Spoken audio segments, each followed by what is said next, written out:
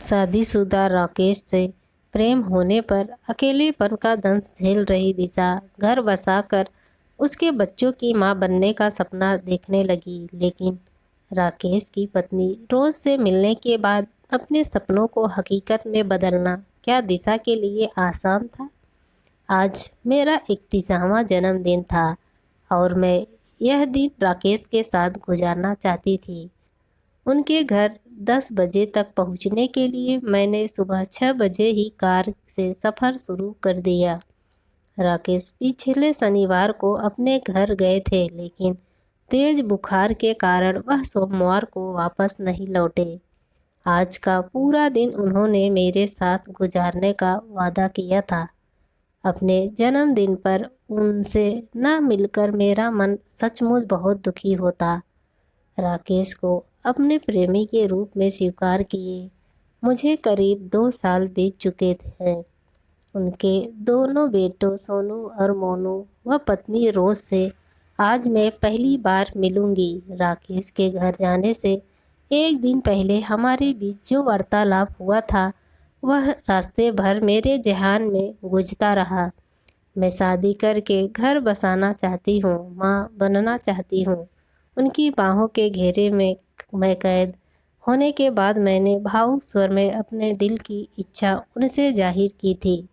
कोई उपयुक्त साथी ढूंढ लिया है? उन्होंने मुझे शरारती अंदाज में मुस्कुराते हुए छेड़ा। उनकी छाती पर बनावटी गुस्से में कुछ घूंसे मारने के बाद मैंने जवाब दिया, मैं तुम्हारे साथ घर बसाने की बात कर रही हूँ। धर्मेंद्र और हेमा मालिनी वाली कहानी दोहराना चाहती हो? मेरी बात को मजाक में मत उड़ाओ प्लीज़। दिशा, ऐसी इच्छा को मन में क्यों स्थान देती हो जो पूरी नहीं हो सकती? अब वह भी गंभीर हो गए। देखिए, मैं रोज़ को कोई तकलीफ़ नहीं होने दूंगी। अपनी पूरी तनख्वाह उसे दे दिया करूंगी। मैं अपना सारा बैंक बैलेंस बच्चों के नाम कर दूंगी। उन्हें पूर्ण आर्थिक सुरक्षा देने। उन्होंने मेरे मुंह पर हाथ रखा और उदास लहजे में बोले, तुम समझती क्यों नहीं कि रोज़ को तलाक नहीं दिया जा सकता? मैं चाहूँ भी तो ऐसा नहीं करना मेरे लिए संभव नहीं। पर क्यों? मैंने तड़प कर पूछा। तुम रोज़ को जानती होती तो यह सवाल न पूछती। मैं अपने अकेलेपन को जानने लगी हूँ। पहले मैंने सारी ज़िंदगी अकेले रहने का मन बना लिया था, पर अब सब डामाडोल हो गया है। तुम मुझे रोज़ से ज़्यादा चाहते हो। हाँ, उन्होंने बेझिझक जवाब दिया था। तब उसे छोड़कर तुम मेरे हो जाओ। उनकी छाती से लिपटकर मैंने अपनी इच्छा दोहरा दी। निशा, तुम मेरे बच्चों की माँ बनना चाहती हो तो बनो, मगर अकेली माँ बनकर समाज में रहने का साहस तुम में है तो मैं हर कदम पर तुम्हारा साथ दूंगा। बस तुम रोज़ से तलाक लेने की जिद मत करो प्लीज़। मेरे लिए यह संभव नहीं होगा। उनकी आंखों में आंसू झिलमिलाते देख मैं खामोश हो गई। सर रोज़ के बारे में राकेश ने मुझे थोड़ी सी जानकारी दे रखी थी। बचपन में माता पिता के गुजर जाने के कारण उसे उसके मामा ने पाला था। 8वीं तक शिक्षा पाई थी। रंग सांवला और चेहरा मोहरा साधारण सा था। वह एक कुशल गृहिणी थी। अपने दोनों बेटों में उसकी जान बसती थी। गृहस्थी के संचालन को लेकर राकेश ने उसके प्रति कभी कोई शिकायत मुंह से नहीं निकाली। रोज से मुलाकात करने का यह अवसर चूकना मुझे उचित नहीं लगा, इसीलिए उनके घर जाने का निर्णय लेने में मुझे ज़्यादा कठिनाई नहीं हुई। राकेश इनकार न कर दे, इसीलिए मैंने उन्हें अपने आने की कोई खबर फ़ोन से नहीं दी थी। उस कस्बे में उनका घर ढूंढने में मुझे कोई दिक्कत नहीं हुई। उस एक मंजिला साधारण से घर के बरामदे में बैठकर मैंने उन्हें अखबार पढ़ते पाया। मुझे अचानक सामने देखकर वह पहले चौंके, फिर जो खुशी उनके ओठों पर उभरी, उसने सफ़र की सारी थकावट दूर करके मुझे एकदम से तरोताज़ा कर दिया। बहुत कमज़ोर नज़र आ रहे हो। अब तबीयत कैसी है? मैं भावुक हो उठी। पहले से बहुत बेहतर हूँ। जन्मदिन की शुभकामनाएं। तुम्हें सामने देखकर दिल बहुत खुश हो रहा है।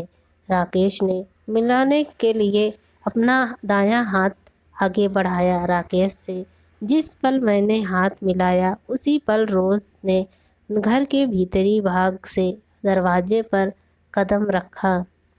आंखों से आंखें मिलते ही मेरे मन में तेज झटका लगा। रोज़ की आंखों में अजीब सा भोलापन था। छोटी सी मुस्कान ओठों पर सजा कर वह दोस्ताना अंदाज में मेरी तरफ देख रही थी। जाने क्यों मैंने अचानक अपने को अपराधी सा महसूस किया। मुझे एहसास हुआ कि राकेश को उससे छीनने के मेरे इरादे को उसकी आंखों ने मेरे मन की गहराइयों में झांक कर बड़ी आसानी से पढ़ लिया था। रोज़ यह दिशा है, मेरे साथ दिल्ली में काम करती है। आज इनका जन्मदिन भी है, इसीलिए कुछ बढ़िया सा खाना बनाकर इन्हें ज़रूर खिलाना। हमारा परिचय कराते समय राकेश ज़रा भी असहज नज़र नहीं आ रहे थे। सोनू और मोनू के लिए हलवा बनाया था, वह बिल्कुल तैयार है और मैं अभी आपको खिलाती हूँ। रोज़ की आवाज़ में भी किसी तरह का खिंचाव मैं महसूस नहीं किया। Thank you. अपने मन की बेचैनी के कारण मैंने कुछ और ज़्यादा नहीं कह पाई। मैं चाय बना कर लाती हूँ, ऐसा कहकर रोज़ तेज़ी से मुड़ी और घर के अंदर चली गई। राकेश के सामने बैठकर मैं उनसे उनकी बीमारी का ब्यौरा पूछने लगी। फिर उन्होंने ऑफिस के समाचार मुझसे पूछे। यूँ हल्के फुल्के अंदाज में वार्तालाप करते हुए मैं रोज़ की आंखों को भुला पाने में असमर्थ हो रही थी। अचानक राकेश ने पूछा, दिशा, क्या तुम रोज़ से अपने और मेरे प्रेम संबंध को लेकर बातें करने का निश्चय करके यहाँ आई हो? एकदम से जवाब न देकर मैंने सवाल किया, क्या तुमने कभी उसे मेरे बारे में बताया है? कभी नहीं। मुझे लगता है कि वह हमारे प्रेम के बारे में जानती है। कुछ देर खामोश रहने के बाद मैंने अपना फैसला राकेश को बता दिया। तुम्हें ऐतराज़ नहीं हो तो मैं रोज़ से खुलकर बातें करना चाहूँगी। आगे की ज़िंदगी तुमसे दूर रहकर गुजारने को अब मेरा दिल तैयार नहीं है। मैं इस मामले में कुछ नहीं कहूँगा। अब तुम हाथ मुँह धोकर फ्रेश हो जाओ। रोज़ चाय लाती ही होगी। राकेश के पुकारने पर सोनू और मोनू दोनों भागते हुए बाहर आए। दोनों बच्चे मुझे स्मार्ट और शरारती लगे। मैं उनसे उनकी पढ़ाई और शौक़ों के बारे में बातें करते हुए घर के भीतर चली गई। घर बहुत करीने से सजा हुआ था। रोज़ के सुघड़ गृहिणी होने की छाप हर तरफ नज़र आ रही थी। मेरे मन में उथल पुथल न चल रही होती तो रोज़ के प्रति मैं ज़्यादा सहज व मैत्रीपूर्ण व्यवहार करती। वह मेरे साथ बड़े अपनेपन से पेश आ रही थी। उसने मेरी देखभाल और खातिर में ज़रा भी कमी नहीं की। उसकी बातचीत का बड़ा भाग सोनू और मोनू से जुड़ा था। उनकी शरारतों और खूबियों और कमियों की चर्चा करते हुए उसकी ज़बान ज़रा नहीं थकी। वे दोनों बातचीत का विषय होते तो उसका चेहरा खुशी और उत्साह से दगमगने लगता।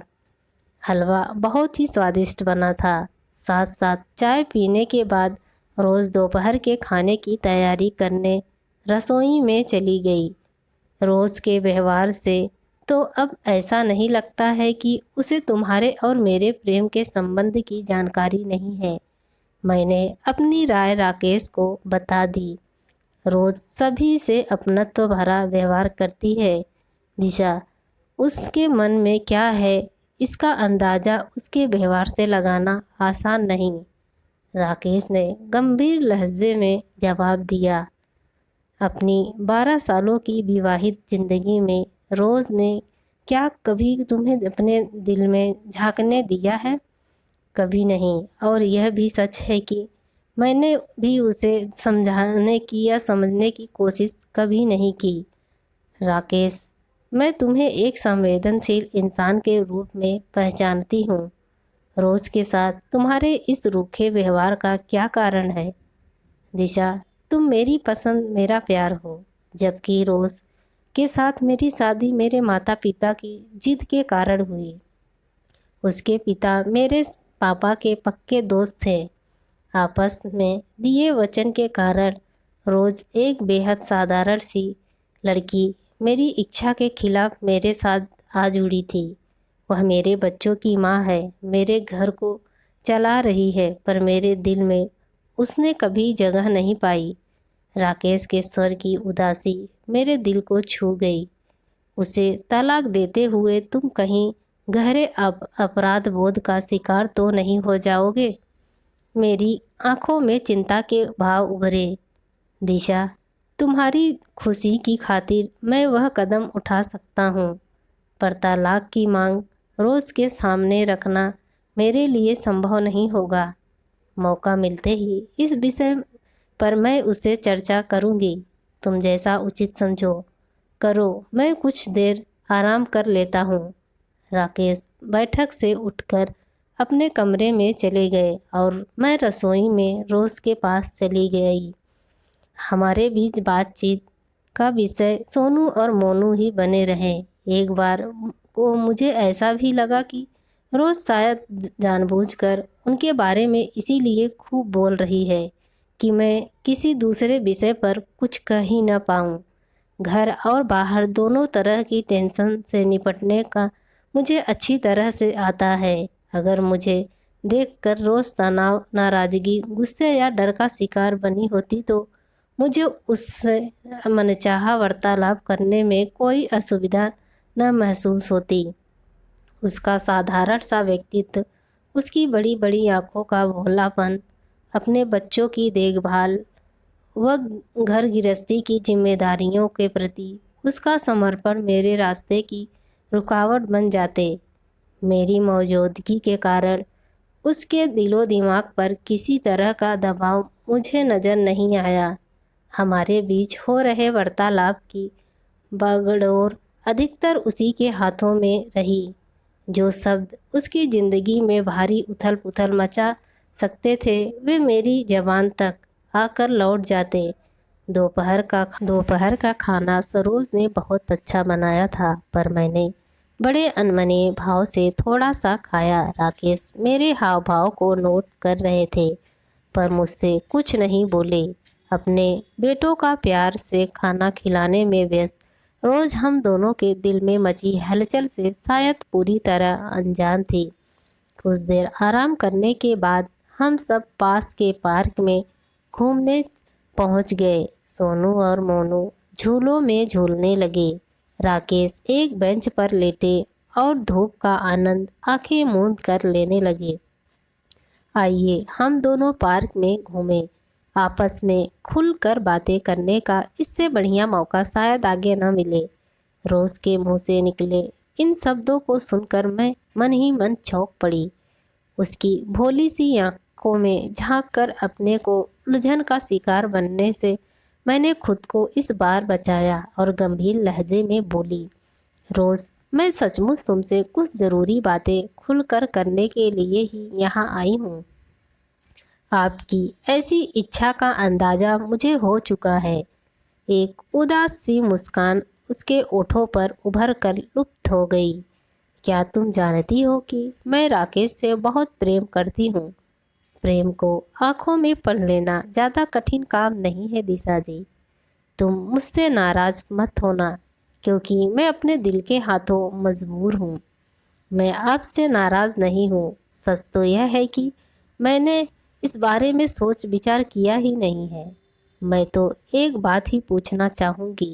रोज़ ने इतना कहकर अपनी भोली आंखें मेरे चेहरे पर जमा दी तो मैंने मन में बेचैनी महसूस करने लगी।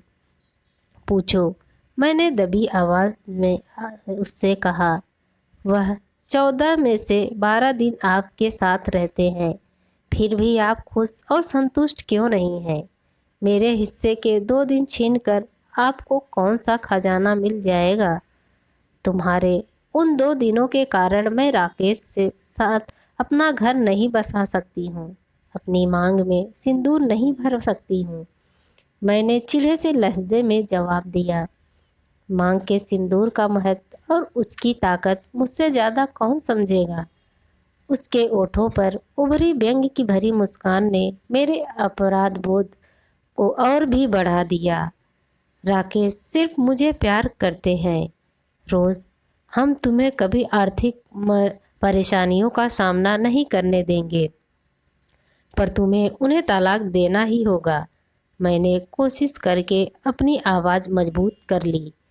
वह क्या कहते हैं तलाक लेने के बारे में। कुछ देर खामोश रहकर रोज़ ने पूछा, तुम राजी हो तो उन्हें कोई एतराज़ नहीं है। मुझे तलाक लेने देने की कोई ज़रूरत महसूस ही नहीं होती है दिशा जी। इस बारे में फैसला भी उन्हीं को करना होगा। वह तलाक चाहेंगे तो तुम तो नहीं मचाओगी। मेरे इस सवाल का जवाब देने के लिए रोज़ चलते चलते रुक गई। उसने मेरे दोनों हाथ अपने हाथ में लिए। इस पल उससे नज़र मिलाना मुझे बड़ा कठिन महसूस हुआ।